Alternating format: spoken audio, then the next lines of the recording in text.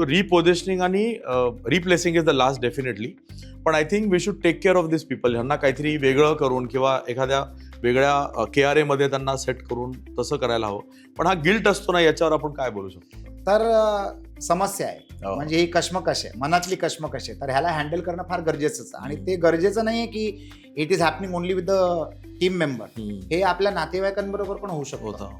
माझा मुलगा बिझनेसमध्ये आला किंवा माझी मुलगी बिझनेसमध्ये आली, शी और ही इज नॉट कॉम्पिटंट, आणि एका कॉम्पिटंट टीम मेंबरवर ते ओव्हर पॉवर करायचा प्रयत्न करतात. ती कश्मकश एक वेगळी असते, ही कश्मकश एक वेगळी असते.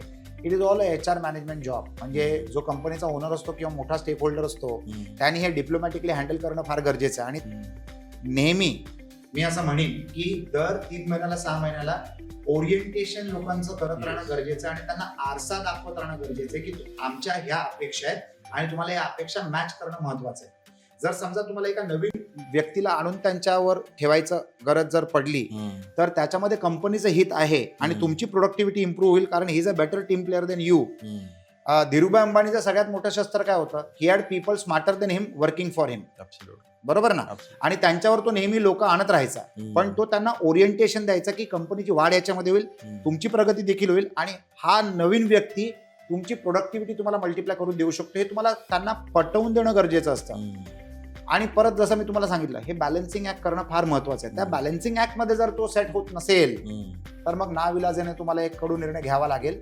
जसं फॉर एक्झाम्पल, आपल्या शरीरातलं एखादा भाग कुजलं, लोक त्याला अँप्यूट करतात. म्हणजे that is the last option. एखादा ट्युमर असलं तर तुम्हाला ते ऑपरेट करावं लागतं. ते नाही केलं तर it will kill you. It will kill the organization. Organization, exactly. अनेक लोक निगडीत असतात.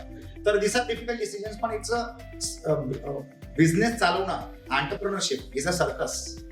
आणि तुम्हाला ते बॅलन्स करत राहावं लागतं. आणि every performer is a master of his performance.